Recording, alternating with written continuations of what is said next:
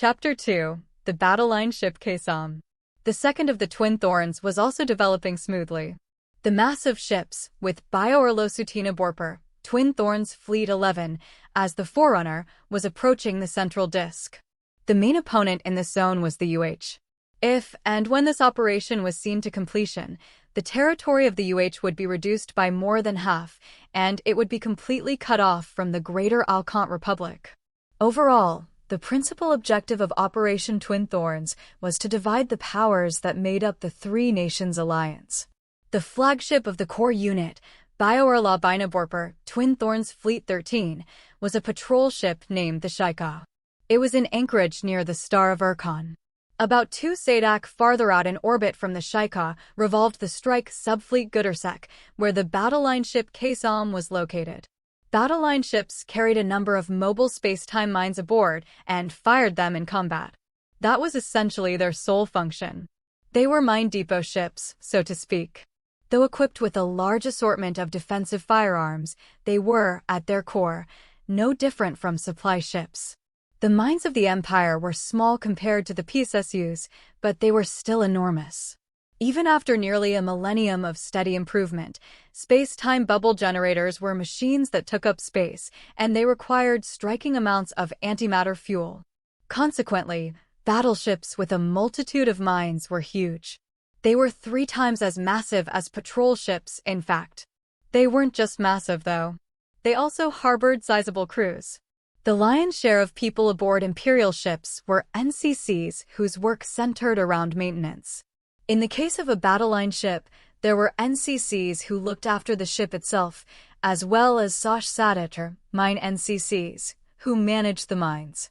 Given that, their living quarters could be likened to villages in size, if not towns. Battle line ships were so big that they, along with supply ships, accepted children on board. In a way, that was preserving an ancient tradition of the Star Force's history. In the past, the OV had raised children aboard battleships, regardless of their size or whether it was peacetime or wartime.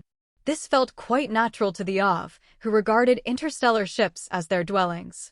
However, after realizing that their penchant for fighting with children aboard soured their reputation among their enemies, the OV stopped the practice. They were afraid to be misunderstood as waging war partly for sport, or, less charitably interpreted, to be found out as such. In any case, the OV believed that fighting in good faith was courtesy to those they slew. Even though laborers were allowed to bring children with them aboard ship, this came with various adverse effects, and star pilots who were raising children were no longer assigned to smaller-scale ships. On large vessels such as battle line ships, people were still allowed to work while raising children, even after so many years. This was only true during peacetime, of course. During times of war, no one apart from soldiers was allowed aboard, save for special cases. There was also a space set aside for daycare centers in the residential area of the Kasam. However, since this warship was built after the war started, no children had ever played in that space as of yet. With the ship at the outfitting stage, a different facility was erected in that section, a mess hall for star pilots. From the bridge, it was easier to come here, the planned site of the daycare, than go all the way to the actual mess hall. If the Kasam were to survive this war, then construction work would be conducted to change it back into a proper daycare. The Roydrosiak, Deputy Communications Officer, disliked this place. Deputy Communications Officer. Yes, Ship Commander, replied Liewing Star Pilot Avrielsek ne Duberskreber Umdazer Duher, Viscount of Wemdise. Sitting at the end of a giant table, he put down his bowl and stretched his back, looking in the direction of the voice that called for him. The assembled star pilots of the Kasam were eating at the table. The source of the voice was a man whose dark blue hair had a green body to it. He was sitting at the head, and he was the ship commander, Hecto Commander Bersatek. But Duir's gaze jumped over him and focused on the wall behind him. The room was being used as a mess hall for the star pilots, but the walls still fit the specifications for a daycare. Since the place was set up with OV children in mind, said children were expected to bounce around in a microgravity environment. As such, the walls were elastic, made to soften collisions. and the art on the walls depicted winged cats, smiling stars, and various other images that would please infant sensibilities. Dwyer recalled enjoying the sensation of sinking slightly into the wall whenever he slammed into it as a small child, like most doves when they were very young. "You look bored," said Bersote. Dwyer was snapped out of his nostalgic reverie. The reason he disliked the Starpilot mess hall was because of the Keisama's custom of eating meals all together. To be more precise, he couldn't get on with the man who invented the custom and forced it upon them, Bersote. "I'm not bored, sir," said Dwyer.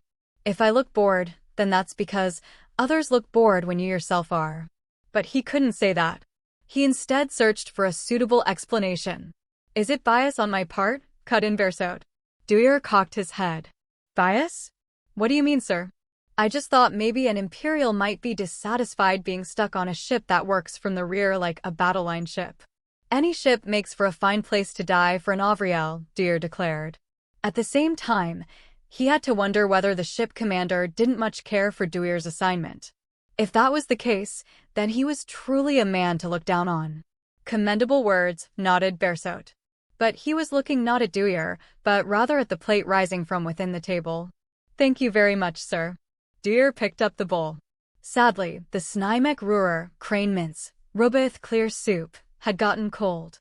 "It wasn't a compliment," said Bersote, as he tucked into the next dish. "No, sir?" Dwyer pushed the bowl aside and pulled a new plate toward him, Potipur Sogzerer, citrus sauce pork roast. He was happier the man wasn't praising him. Hearing this ship commander's praises did nothing for him anyway. By that time, Bersote had totally eaten up his meat. "I have no intention of making this anyone's final resting place." "You came to the battlefield without steeling yourself for death first?"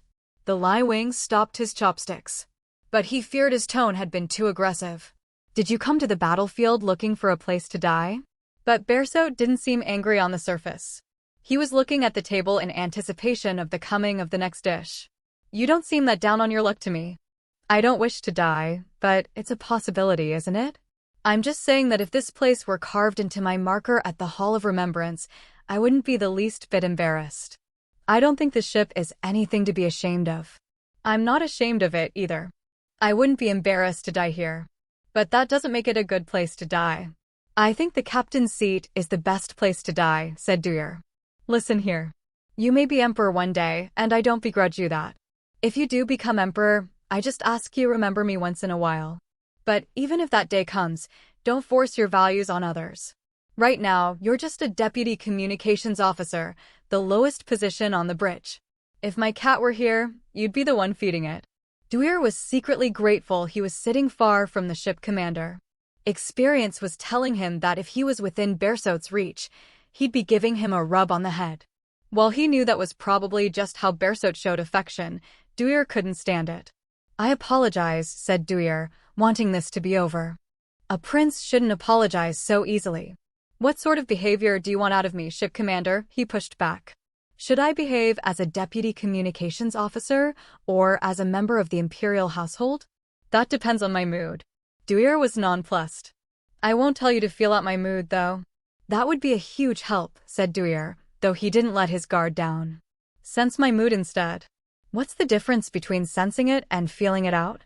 "They couldn't be more different." Bersote ill-manneredly shook his chopsticks in the air. "Are we going to be all right if somebody who could take the throne doesn't know that much?"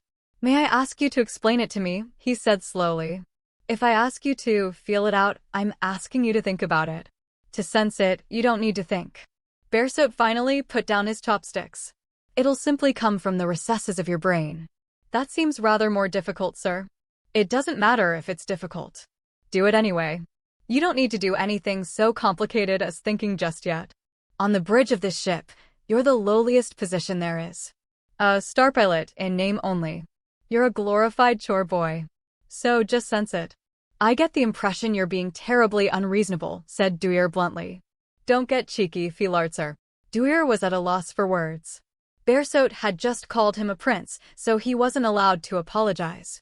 Of course, he didn't honestly think he should apologize, but he was beginning to give up on the idea of confronting this man directly.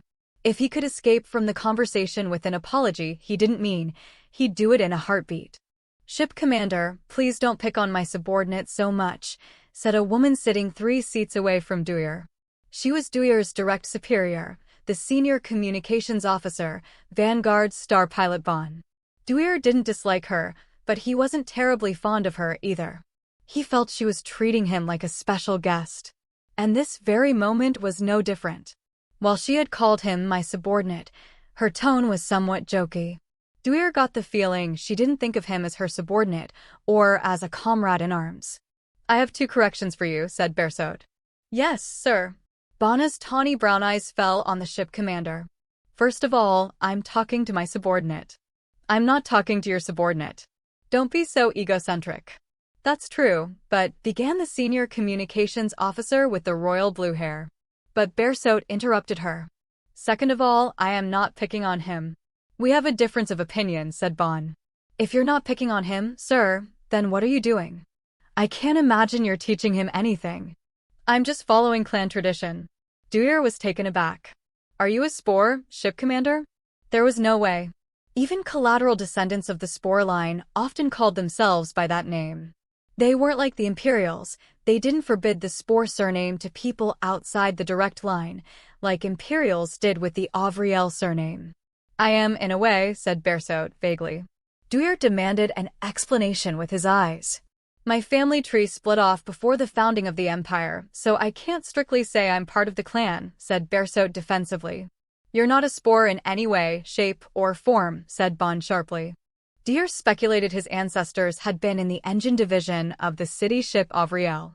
The Spores were descendants of the person who had been head of the engine division during the era of the Empire's founding. At the time, a different clan had been in charge of each of the divisions within the gargantuan ship that the entirety of Ovkind lived aboard. If the Bersaud family line derived from a worker in the engine division, then Bersaud family traditions may play up their connection to the Spore clan. And in an Ov sort of way, that constituted a blood relation. Of course, given their family lines split more than a millennium ago, this was something of a stretch even by Ov standards. But they say that the ranks of the engine division people were decided based on how skillfully they teased the navigation division guys. "My clan has never heard tell of any such notion," said Dwyer. "They just never noticed," Bersaud asserted. "Even so, the circumstances are different now," said Bon. "How could I possibly neglect my clan's traditions at the hands of current circumstances or whatever?" "Forgive me, sir, but someone in a ship commander's position doesn't get an opportunity to exhibit their clan's traditions very often," chided Bon. "So what?" "It's not my clan's style to let their traditions fade away just because there aren't any opportunities. If that really is a tradition in your clan, ship commander, then that's splendid," she said, her tone dripping with suspicion. For a while after, Bersaud and Bon engaged in a verbal dust-up. They were clearly enjoying themselves. Dwyer didn't really get it, but maybe it aided their digestion, or affected some other such mysterious boon only those two could appreciate. Meanwhile, the other star pilots were either holding pleasant conversations of their own, or silently tucking in. Perhaps they were used to the ship commander and senior communications officers bickering. Dwyer had nobody to talk to, so he was among the latter. "What are you drinking, Lightwing?" Bersaud accosted him. "My drink, sir." Dwyer felt ambushed. His gaze fell to the cup in his hand. "It's hot peach juice." "You sure like strange stuff." "Is that so?" he replied casually. "My sister loves it, actually." "Your sister being Fee Lamhere," said Bersaud, startled. "I don't have any other siblings." By the way, would making fun of Fee Lamhere's tastes in beverages get under her skin? I'm fairly certain she wouldn't like her tastes in anything getting mocked, sir." "I see. Well, guess I'll try some then." Dwyer didn't know what to say or how to react. He couldn't say "feel free" without seeming like he was picking a fight, but it would be weird to say, "Please don't." Thankfully, Dwyer didn't need to react, as Bersaud's interest shifted to another topic. At last, the meal was over and the tea arrived.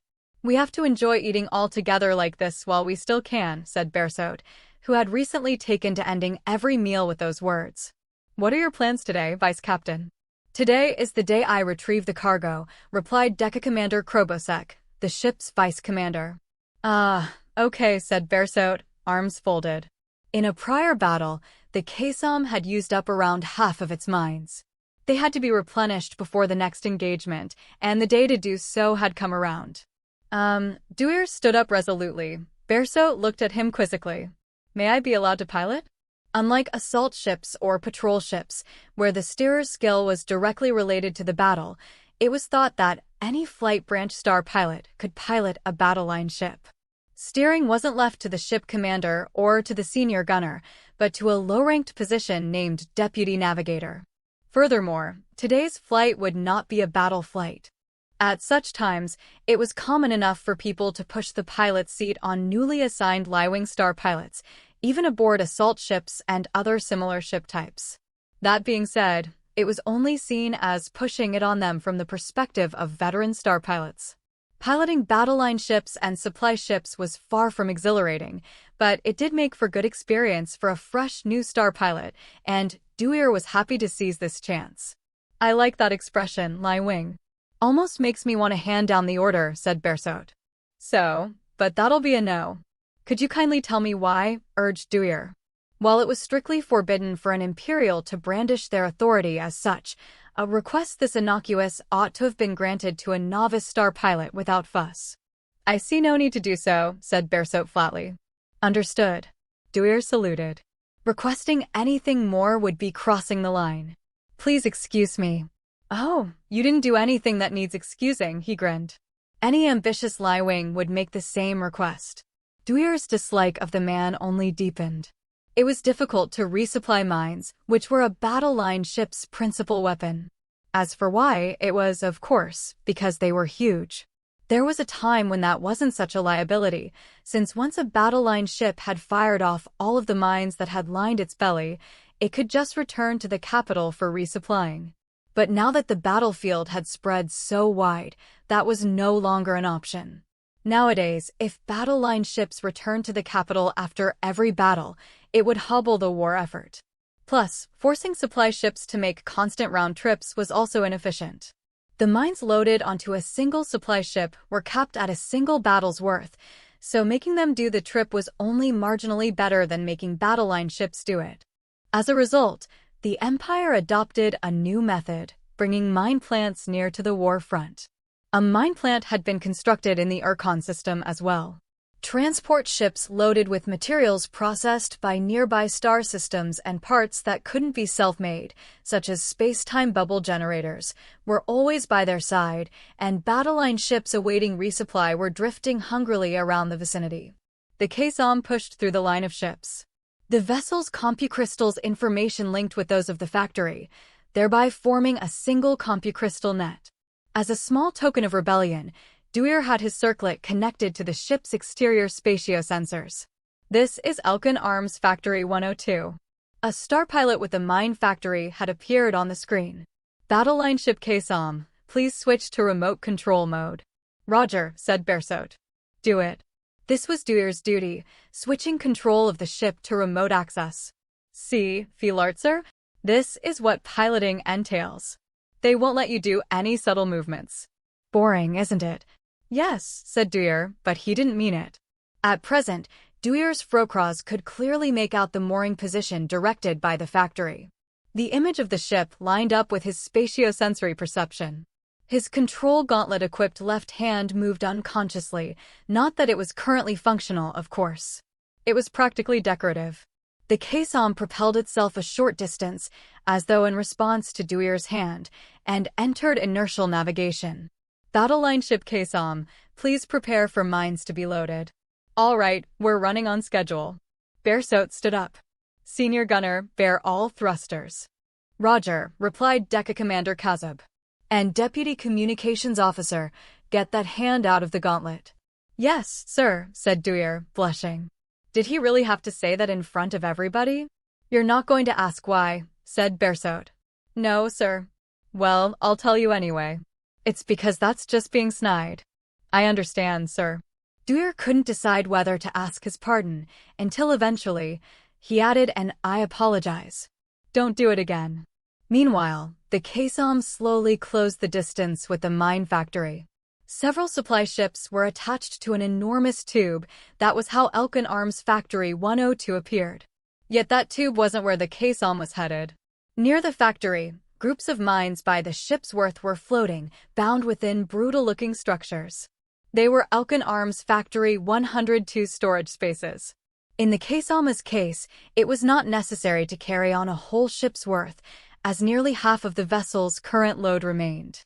They had bundled together the necessary number in advance.